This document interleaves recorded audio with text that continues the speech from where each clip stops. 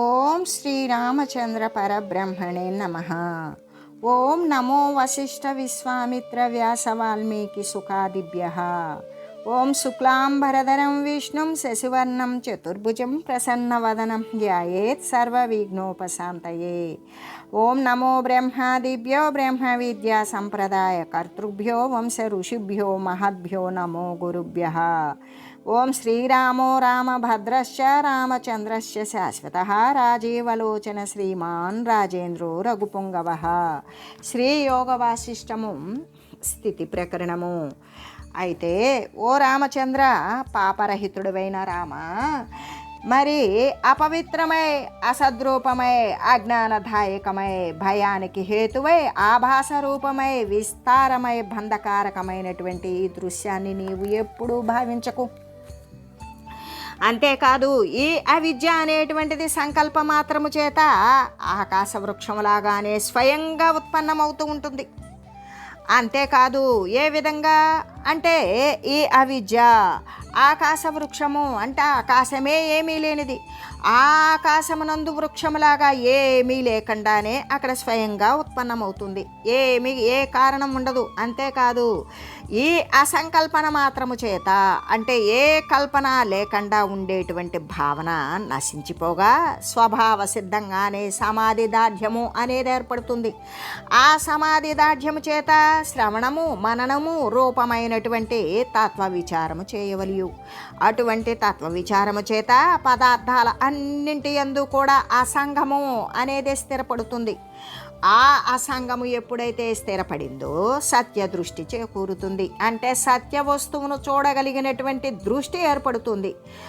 అది ఏర్పడింది అంటే అసత్య దృష్టి, ఈ జగత్ సంబంధమైనటువంటి దృష్టి అంతా కూడా నశించిపోతుంది. ఆ తర్వాత ఎటువంటి సంకల్ప వికల్పాలు లేనటువంటి నిర్వికల్పమైన స్వచ్ఛ స్వభావయుక్తమైనటువంటి శుద్ధమైన పరమార్థాన్ని, సత్యస్వరూపాన్ అయినటువంటి ఆత్మప్రాప్తి అనేదే చేకూరుతుంది. అంటే ఆత్మ సంప్రాప్తిస్తుంది అని చెబుతూ, అంతేకాదు అట్టి పరమాత్మ యందు వ్యక్తత్వము కానీ అవ్యక్తము కానీ అక్కడ కనబడేటువంటిది కానీ కనబడనటువంటి కానీ విషయజనితమైన సుఖ దుఃఖాలు ఏవి ఉండవు. ఈ దృశ్య సంబంధమైనటువంటి అసత్ పదార్థాల యొక్క రాకపోకలు ఏమీ ఉండవు. అంటే దాని సంబంధమైనటువంటి విషయాదులు, విషయ సంబంధమైన సుఖము దుఃఖము కానీ ఏమీ లేవు.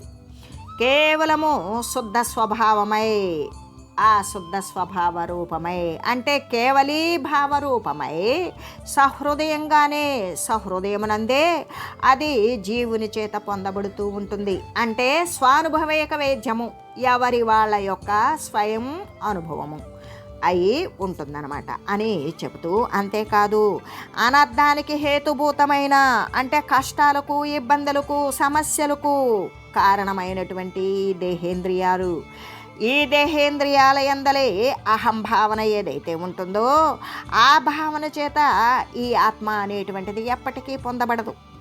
అంతేకాదు దేహేంద్రియాదులతోటి ఆత్మ యొక్క అభేదాధ్యాసము లేనటువంటి వాడు, అంటే ఇక్కడ దేహేంద్రియాలు వేరు పరమాత్మ తత్వం వేరు అనేటువంటి అభేదమైనటువంటి తత్వం ఎవరికైతే ఉంటుందో ఆ ధ్యాస గనక లేకపోతే, ఇది భేదత్వంతో కూడినటువంటిది ఆత్మ కంటే భిన్నమైన పదార్థము అనేటువంటి అభేదాధ్యాసము అనేది లేనివాడు, ఆకాశమునందలి మేఘ సమూహాలలాగానే అంటే ఆకాశము నుండి ఉన్నటువంటి మేఘాల యొక్క గుంపులులాగానే అనంతములైనటువంటి వాసనలు ఏవి కూడా లేనివాడు అయినవాడు పుణ్యచరితుడే అవుతాడు.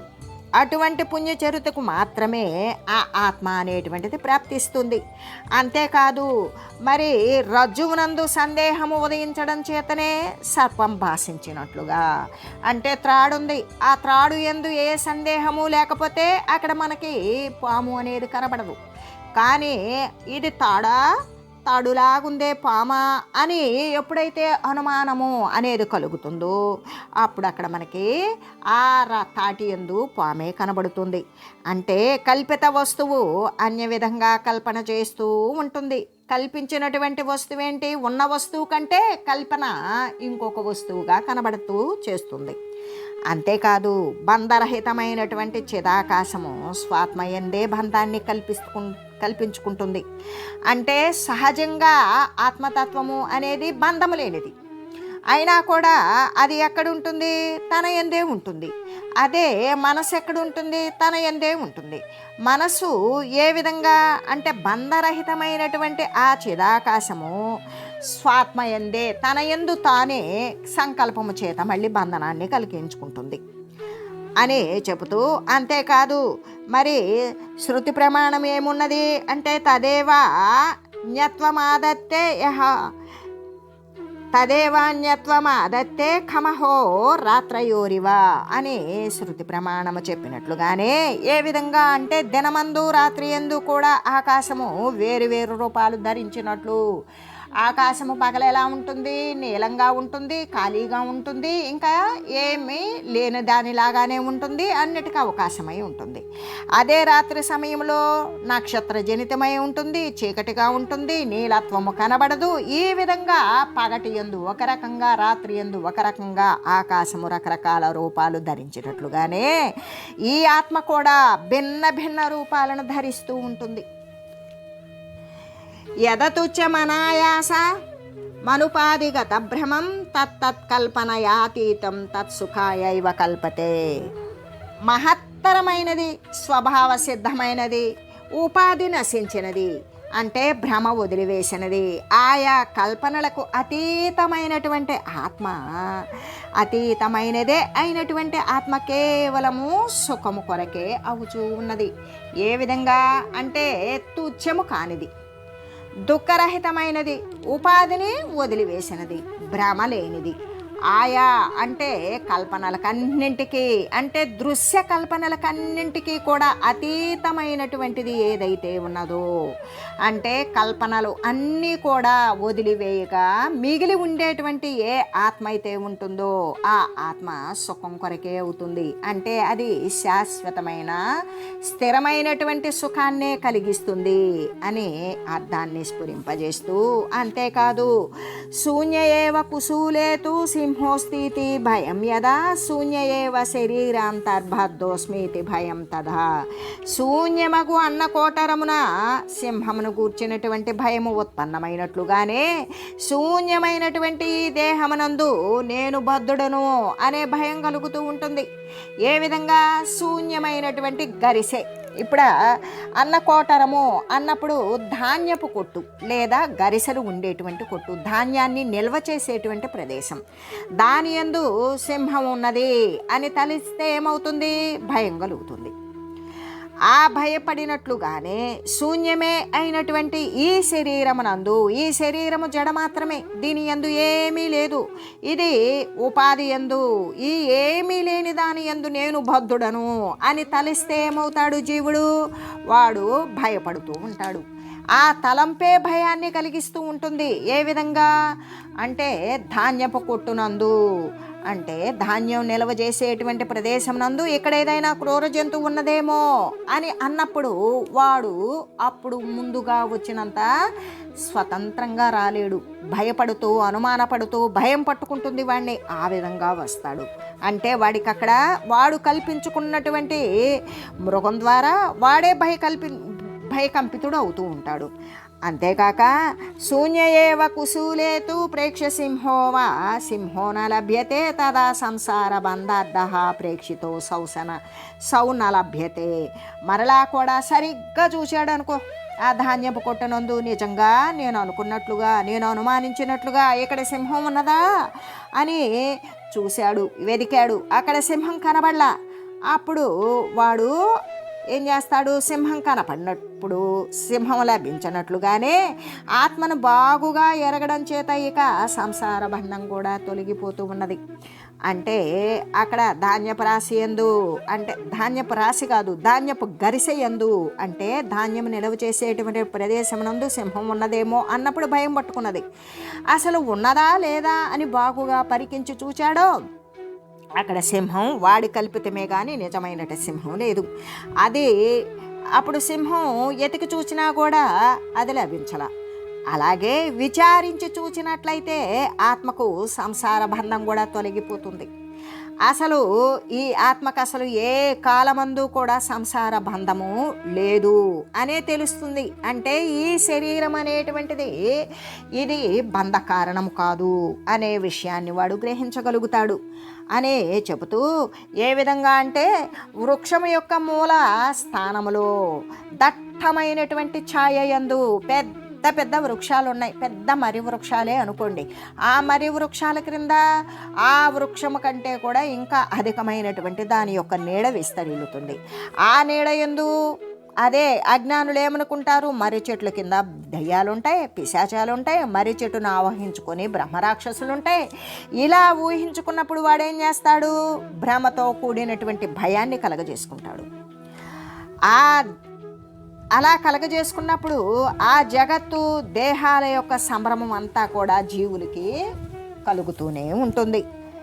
ఈ కల్పన, ఈ సంకల్పానికి వశపడినటువంటి వశము చేతనే జీవునికి మరి ఐశ్వర్యం కానీ, దరిద్రం కానీ, ధనం కానీ, మరి పేదరికం కానీ, ఇటువంటివి దాని సంబంధమైన రూపాలు శుభం కానీ అశుభాలు కానీ క్షణంలోనే ప్రాప్తిస్తున్నాయి, మళ్ళీ క్షణంలోనే నశించిపోతూ ఉన్నాయి అని చెబుతూ, అంతేకాదు కాంతైవ మాతృభావేన గృహీత కంఠలంభిని నూనం విస్మారయత్యేవ మన్మధం మాతృభావనాత్ అని తెలియజేస్తూ, భర్తను ఆలింగనం చేసుకున్నటువంటి పత్ని మాతృభావము చేత వాని యొక్క కామ వికారాలను కూడా విస్మరింపజేస్తూ ఉంటుంది. అలాగే భావనను అనుసరించే పదార్థాలు ఫలాన్ని కలగజేస్తాయి అని నిశ్చయించి జ్ఞానులైనటువంటి వారు పదార్థాలను ఏకరూపాలుగా వచింపరు.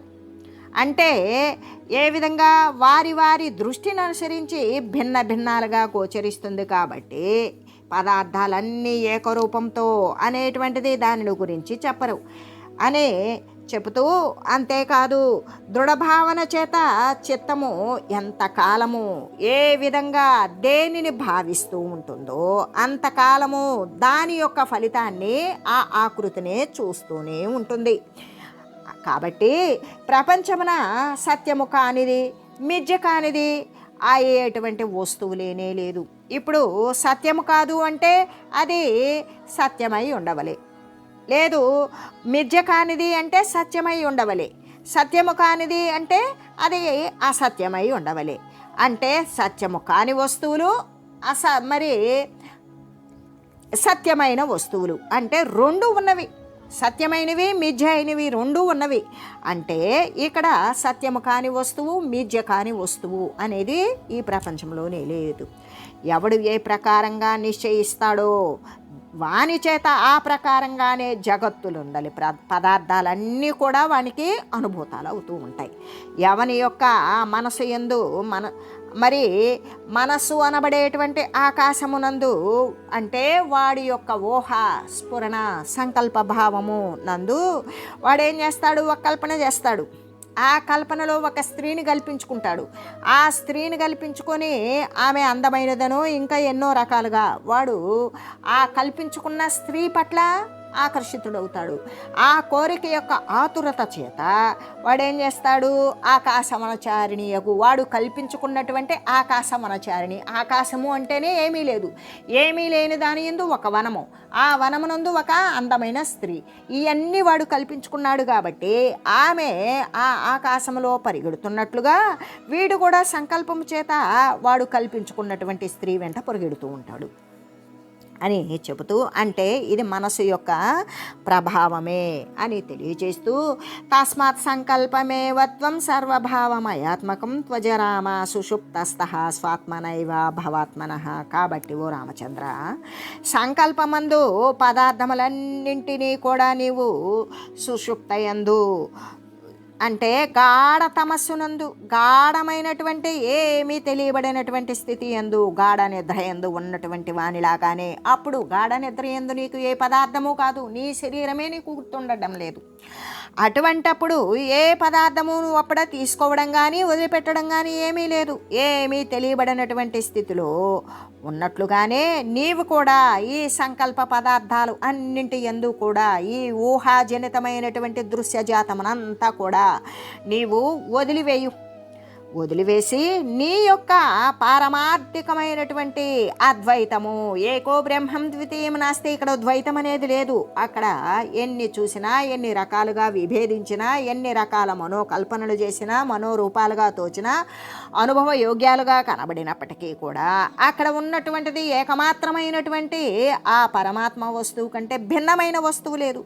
కాబట్టి నీ యొక్క పారమార్థిక చింతన చేత అద్వైతానంద రూపమున నీవు స్థితి కలిగి ఉండు, ఇక అంతకు మించినది లేదు అని చెబుతూ, ఓ రామ, సర్వదృశ్య పదార్థాలను గూర్చినటువంటి సంకల్పాలను పూర్తిగా నీవు వదిలివేయు.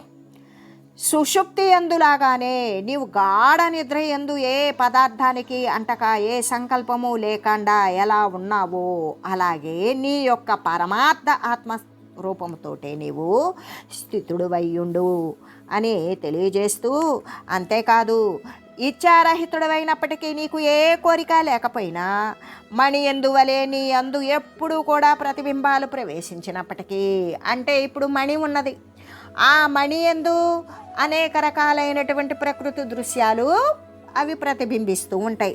అలాగే నీవు కూడా ఎటువంటి కోరిక లేనివాడవైనప్పటికీ కూడా ఇక్కడ అనేక విషయాలు నీ యందు ప్రతిబింబిస్తూ ఉన్నా కూడా నీకు వచ్చిన హాని ఏమీ లేదు.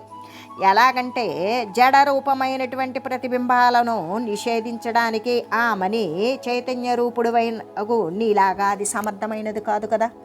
ఇప్పుడు జడ పదార్థాలతో ప్రతిబింబించబడినటువంటి మణి దాని యందు ప్రతిబింబించేటువంటి వస్తువులను అది తీసివేసుకునేటువంటి సమర్థత దానికి లేదు మణికి.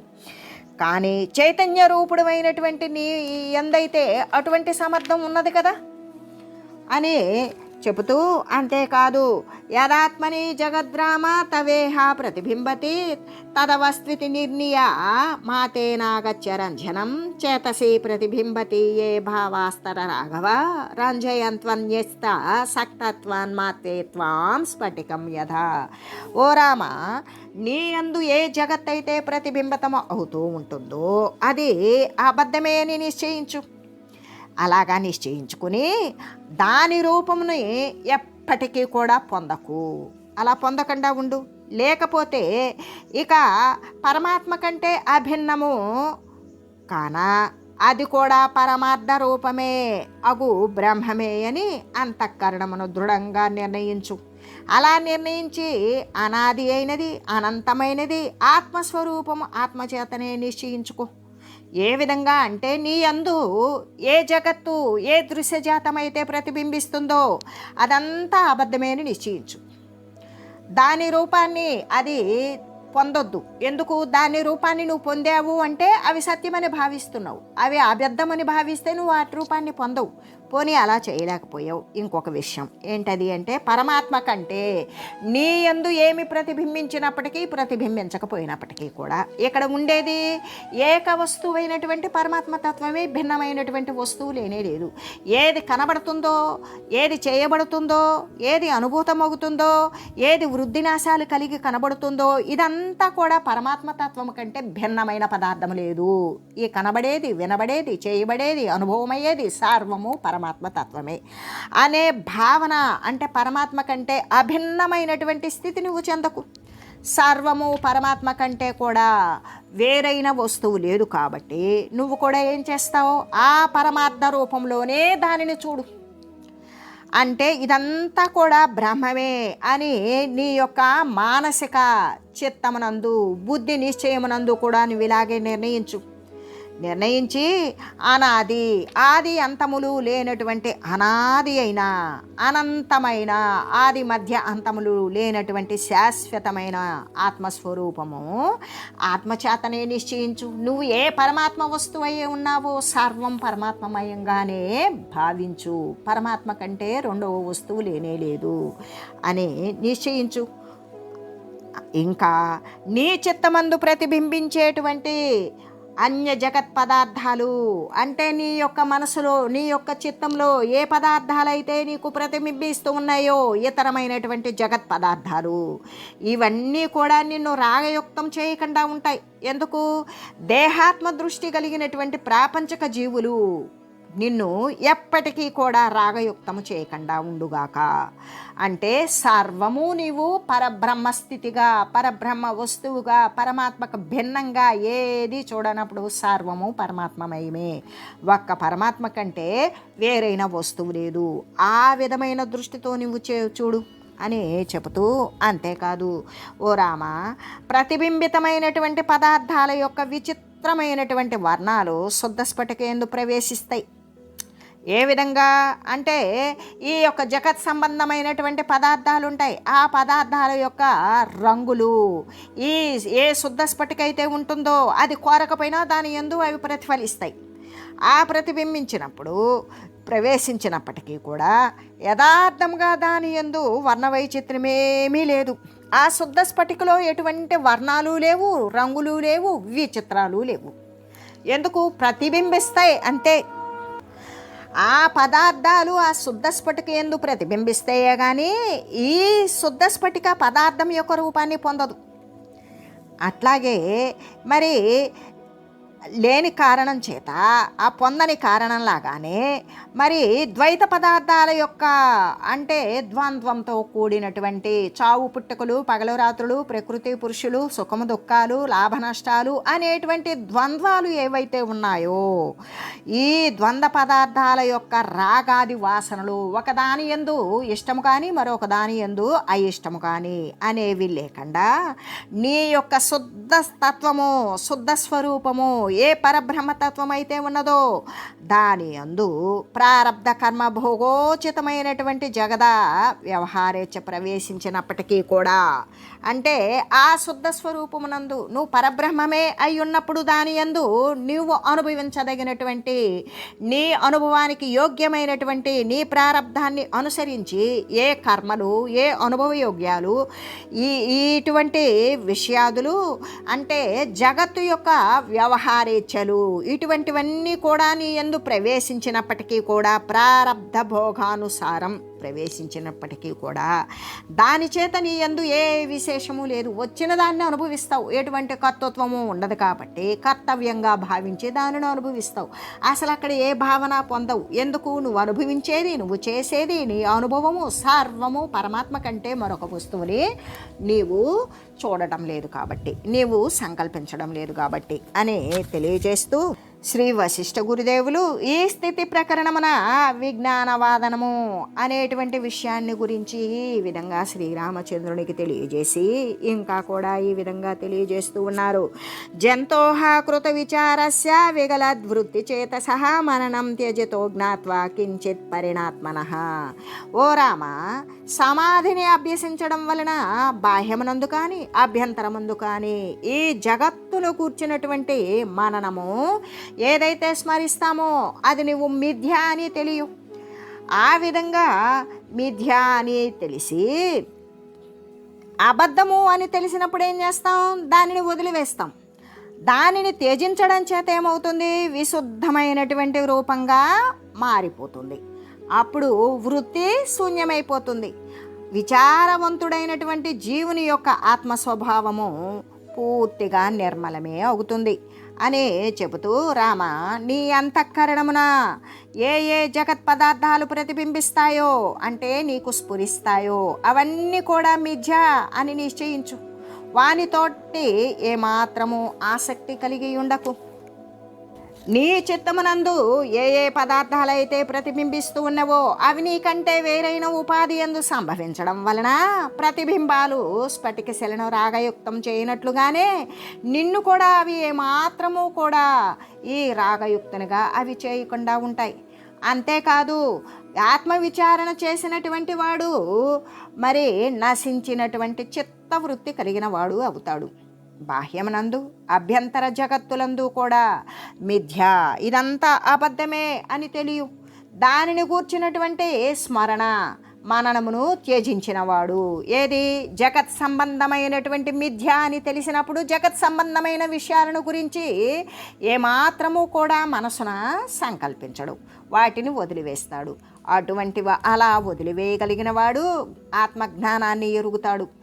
ఆత్మజ్ఞానాన్ని ఎరిగి ఆత్మరూపముతోనే మార్పు చెంది ఉంటాడు. అంటే ఆత్మరూపంగానే అయి ఉంటాడు. ఆ పరిణామము చెందిన మనసు కలిగిన వాడైనటువంటి ఆ మనుజుని చిత్తము లెస్సగా శాంతి పొంది ఉంటుంది.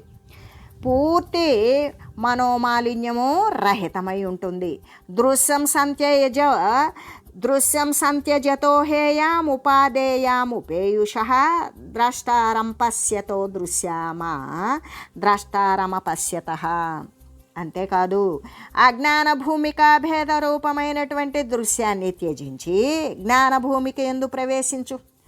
సాక్షి చైతన్య దృష్టి నుండి ద్రష్ట కూడా, అంటే ఈ సాక్షి చైతన్య దృష్టి నుండి ద్రష్టను కూడా దృశ్యంగా ఎరిగి చైతన్యం కంటే భిన్నమైనటువంటి ఏ వస్తువును కూడా చూడకుండా ఉండడం చేత జీవుని స్వభావము పూర్తిగా నిర్మలమవుతుంది.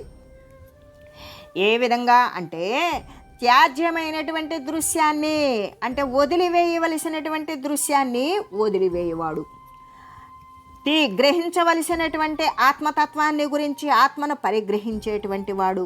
అంటే జీవుడు తన యొక్క మనస్సును కూడా ఒక దృశ్య వస్తువునుగానే చూడగలిగిన వాడు. తన ఏ సంకల్ప రూపంలో అయితే ఉంటుందో ఆ మనస్సును కూడా ఒక దృశ్య వస్తువుగానే చూచేటువంటి వాడు.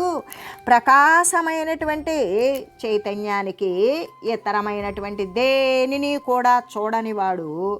వాని యొక్క అటువంటి మనుజుని యొక్క మనస్సు లెస్సగా శాంతి పొంది ఉంటుంది. అంతేకాదు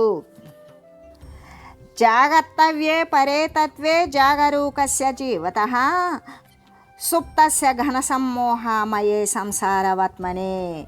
జాగృతుడై ఉండదగినటువంటి ఆత్మతత్వ విషయమనందు జాగరూకుడయే ఉండడం చేత మహామోహముతో నిండిపోయినటువంటి ఈ సంసార మార్గమున నిదురించుట చేత కూడా జీవుని యొక్క ఆత్మ నిర్మలమే అవుతూ ఉంటుంది. ఏ విధంగా అంటే మేలుకొని ఉండదగినటువంటి ఆత్మతత్వ విషయమనందు వాడు ఎల్లవేళలా కూడా జాగ్రత్తగానే మేలుకునే ఉంటాడు. అంటే పారమార్థిక చింతతోటి పరమాత్మతత్వాన్ని అనుసరించేవాడే అయి ఉంటాడు. మరి అంతేకాదు మహా అజ్ఞానమయమైనటువంటి సంసార మార్గమున ఏ విధంగా గొప్పదైనటువంటి అజ్ఞానముతో గాఢాంధకారముతో నిండిపోయినటువంటి సంసార మార్గము, ఆ అంధకారము చేతనే దేహాల యొక్క రాకపోకలు అనేటువంటి జరిగి ఈ జగత్తునందే ఊనుకొని ఉండేటువంటి స్థితి యందు వాడు నిద్రించువాడు అయిన మనుజుని చిత్తము మిక్కిలి శాంతి పొందుతుంది. అంటే జగత్ సంబంధమైన విషయాల పట్ల ఏమాత్రము ప్రేరణ లేకుండా, ప్రేరితుడు కాకుండా, ప్రమేయము ప్రమాతము అనేటువంటిది లేకుండా ఉండేటువంటి మనుషుని యొక్క చిత్తము, అంటే ఆ సంసార మార్గమునందు జగత్ సంబంధమైన విషయాల యందు వాడు ఏమీ తెలియబడకుండా, దానిని అనుసరించకుండా, ఏమీ తెలియబడకుండా నిద్రించడం చేత వాని యొక్క ఆ జీవుని యొక్క ఆత్మ పూర్తిగా నిర్మలమవుతుంది. అంటే వాని యొక్క చిత్తము మిక్కిలి శాంతి చెందుతుంది. పర్యంతాత్యంత వైరాగ్యాత్ సరా శేష్వపి భోగరమ్యేషు విరక్త నిశ్చ రాశిష. బ్రహ్మదేవుని సుఖపర్యంతము కూడా విరక్తి కలిగి క్రమముక్తి అనేటువంటి రసవంత పదార్థమునందు భోగకాలమందు రమణీయాలుగా దోచేటువంటి రసహీనమైనటువంటి భోగాల యందు కూడా ఇచ్చలేక ఉండేటువంటి వాని యొక్క ఆత్మే వినిర్మలమవుతుంది. అంటే శాంతిస్తుంది. అంటే సర్వ దృశ్య సుఖాలకు అవధి అయినటువంటి బ్రహ్మదేవుని సుఖం వరకు కూడా సమస్త ప్రాపంచక సుఖాల యందు కూడా అత్యంతమైన వైరాగ్యం ఎవడు కలిగి ఉంటాడు.